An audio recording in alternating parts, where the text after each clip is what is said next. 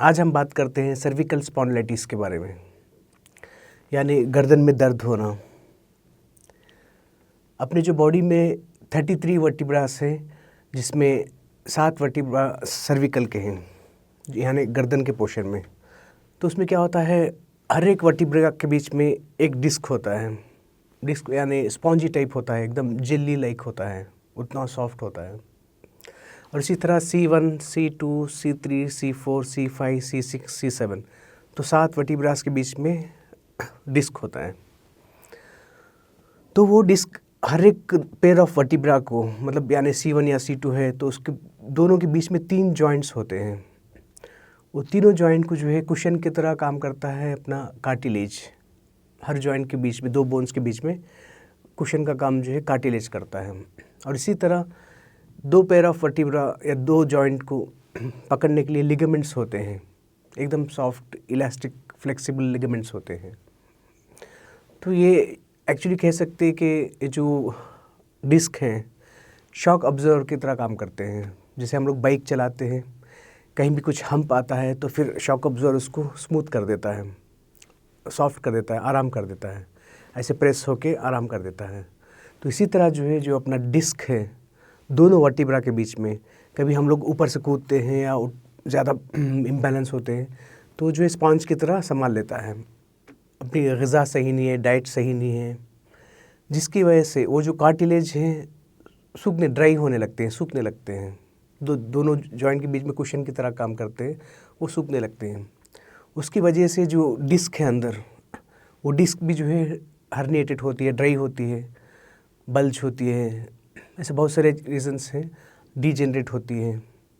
और ये जो लिगामेंट है जो दोनों डिस्क को पकड़ के रखे या दोनों जॉइंट्स को पकड़ के रखे, वो भी थिक होने लगती है। जब थिक हो जाती है तो फ्लेक्सिबिलिटी नहीं रहती और उसमें जो है स्मूथ मूवमेंट नहीं रहता है। मतलब एकदम जैसे अभी लिगामेंट जैसे पकड़ा है तो समझो कि कोई डिस्क थोड़ा हिलती है तो लिगामेंट जो है फ्लेक्सिबल होना चाहिए। तो अगर वो थिक हो जाती है तो उसमें जो मूवमेंट नहीं रहता है, एकदम हार्ड रहती है, मतलब कुछ फ्लेक्सिबिलिटी नहीं रहती। तो जैसे जब ये होता है तो अंदर का जो डिस्क है वो भी सूखने लगता है, जिसकी वजह से एक बोन से 2 बोन जो है ऐसे फ्रिक्शन पैदा हो जाता है।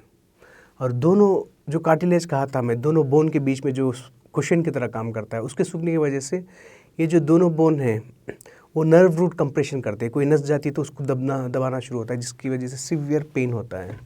तो सर्विकल स्पॉन्डिलाइटिस से मरीज़ बहुत परेशान हो जाता है।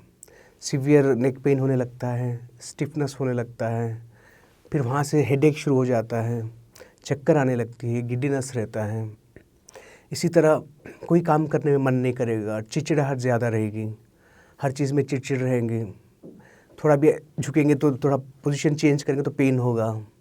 और ये जो पेन है सर्विकल का पेन, क्योंकि जो C1 to C7 है, जो भी स्पाइनल डिस्क के बीच में से जो है बहुत सारे नसें, सेंसोरी नर्व्स जो है पास होते हैं।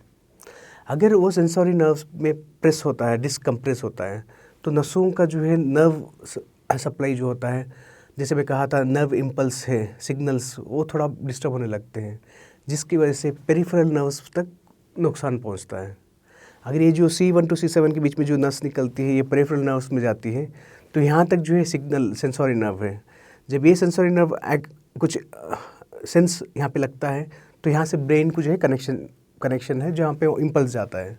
अगर यहाँ पे ही दब जाती है, सेंसोरी नर्व्स दब जाती है, तो कोई जो है सिग्नल एक दूसरे के बीच में, न्यूरॉन्स के बीच में सिग्नल नहीं रहता है, जिसकी वजह से सीवियर पेन होने लगता है, नमनेस होने लगता है, टिंगलिंग सेंसेशन होने लगता है। नमनेस यानी सुंदागी, जिसको गर्दन का दर्द सर्विकल स्पॉन्डिलाइटिस है, उसको जो है ये हाथ से पूरा पेन एलिवेट होगा, एलिवेट होके हाथ में जो सुंदागी आ जाना, नमनेस जिसको बोलते हैं, और टिंगलिंग पेन, पिन चुभाए जैसा थोड़ा प्रिकिंग पेन रहेगा, बहुत बेचैनी होती है, थोड़ा आंग लाइट गर्म होने लगता है, पर्टिकुलर पार्ट पे थोड़ा फीवरिश फील होने लगता है। ये सब सारे जो है सिम्टम्स हैं। तो सर्विकल स्पॉन्डिलाइटिस जिसको होता है तो वो तो क्या करते हैं, जब सीवियर पेन रहता है तो कोई पेन किलर लेके खा लिए, वो तो परमानेंट सोल्यूशन नहीं है, सिर्फ एक 4-5 घंटे तक जो है उसका असर रहता है, फिर पेन शुरू हो जाता है। तो उसका अल्टरनेटिव ट्रीटमेंट क्या है, सर्विकल स्पॉन्डिलाइटिस का अल्टरनेटिव ट्रीटमेंट जो पूरी तरह उसको सही करे। मेन चीज़ ये है कि कॉजेज़ देखना है कि किस वजह से आपको सर्विकल स्पॉन्डिलाइटिस हुआ। जैसे मैं बताया था आपको, माल न्यूट्रिशियस फूड और बैठने का तरीका सही नहीं है, कभी सोफे में एकदम बेधड़क बैठते हैं, मतलब पोस्चर सही नहीं रहता है, जहाँ पे डिस्क एक ही तरफ कंप्रेस होने लगती है। और जो लोग कंप्यूटर में काम करते हैं ऑफिस में, तो वो थोड़ी गर्दन ऐसे करके टाइपिंग करते हैं। और जो लोग फ़ोन का ज़्यादा इस्तेमाल करते हैं वो भी फ़ोन को ऐसे देखते हैं, तो ये पोस्चर जो है अपना बेंड होता है। जो सर्विकल का पोस्चर ऐसा स्ट्रेट होना चाहिए, वो थोड़ा बेंड होता है, जिसकी वजह से ये जो डिस्क है वर्टिब्रा से कंप्रेस होने लगते हैं, डिस्क को कंप्रेस करने लगते हैं।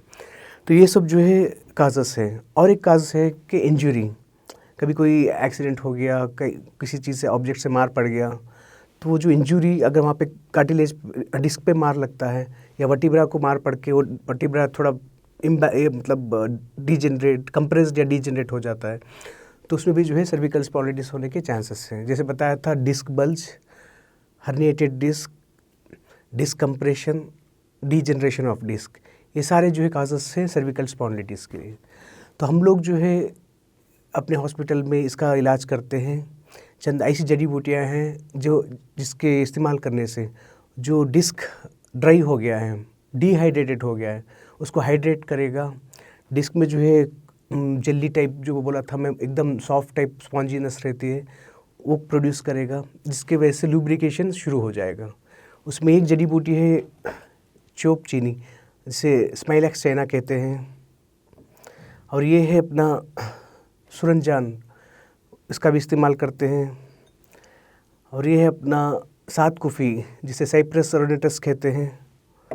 ये है हलीला जर्द, इसको टर्मिनेलिया चुबेलिया कहते हैं। और ये है उशबा, इसका इस्तेमाल होता है।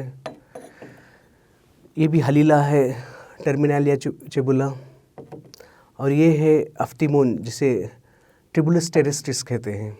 इन सब जड़ी बूटियों को मिला के एक दवा बनती है, और वो दवा जो है हर रोज़ सुबह शाम खाने के लिए देते हैं। ये तो इंटरनल मेडिसिन हो गया। अब मेन चीज़ है कि जो मैकेनिकल डिफेक्ट है, जैसे मतलब इंजरी की वजह से कंप्रेस्ड हो गया है या डीजेनरेट हो गया है, या डिस्क बल्ज यानी डिस्क बाहर निकल गया, बल्ज होकर बाहर निकल गया है, तो उसको कैसे ठीक करें। तो उसके लिए बेस्ट है एक्सटर्नल थेरेपीज है, जो बहुत एंशिएंट एक्सटर्नल थेरेपीज, जो हज़ारों साल पहले इसका इस्तेमाल होता था। जब लोग परेशान होते थे तो फिर पहले जो है इलाज भी ग़िज़ा दिया जाता था, डाइटोथेरेपी। फिर उसके बाद एक्सटर्नल थेरेपीज, जैसे रेजिमेंटल थेरेपीज कहते हैं, उससे इलाज करते थे। फिर लास्ट में जो है इलाज भी दवा से होता था, जिससे मेडिसिन से। जो एंशिएंट थेरेपीज है, उससे करने से जो मैकेनिकल डिफेक्ट है, जैसे कंप्रेशन हो, डीजेनरेशन हो, डिस्क बल्ज हो, वो बिल्कुल ठीक हो जाता है। तो उसमें हम लोग क्या करते हैं, अपने हॉस्पिटल में जो मरीज़ आते हैं सर्विकल स्पॉन्डिलाइटिस के, उनको तो खाने की दवा तो दे देते हैं इंटरनली, और उसके साथ एक्सटर्नल थेरेपीज में फर्स्ट है एक्यूपंक्चर। ये एक बेहतरीन थेरेपी है सर्विकल स्पॉन्डिलाइटिस के लिए, क्योंकि जो पेन, जिसको सर्विकल स्पॉन्डिलाइटिस होता है, उन्हीं को पता है कि पेन कितना ख़तरनाक होता है। तो उसके लिए जो है एक्यूपंक्चर थेरेपी 30 मिनट्स करते हैं। फिर उसके बाद जो है फर्मेंटेशन, बहुत सारे, जैसे एरंड का पत्ता है, शेजन का पत्ता है, अपना संभालू का पत्ता है, आक का पत्ता है, ये सारे बहुत सारे पत्ते हैं। उस पत्तों को जो है गरम करते हैं, गरम करके सेका देते हैं ताकि पेन रिलीफ हो जाए। और एक है मॉक्सिब्यूशन, एक जड़ी बूटी है जिसका नाम है आर्टेमिसिया वल्गैरिस। उस जड़ी बूटी को सुखा करके फिर उसको जलाते हैं, और जिंजर के स्लाइस पे उसको रख करके थोड़े पॉइंट्स होते हैं, वहाँ पॉइंट्स में जो है सेका देते हैं। उससे भी बहुत फ़ायदा होता है। वो करने से जो सेंसरी नर्व है, जहाँ पे नर्व टू नर्व का डिस्कनेक्शन हो गया था, सिग्नल पास नहीं हो रहा था, उन सबको कनेक्ट करने के लिए मॉक्सिब्यूशन बहुत अच्छा काम करता है। तो जब ये मेडिसिन खा करके पूरी तरह थेरेपी करते हैं सही तरीके से, सही टाइम पे, तो ये सर्विकल स्पॉन्डिलाइटिस पूरी तरह सही हो जाता है।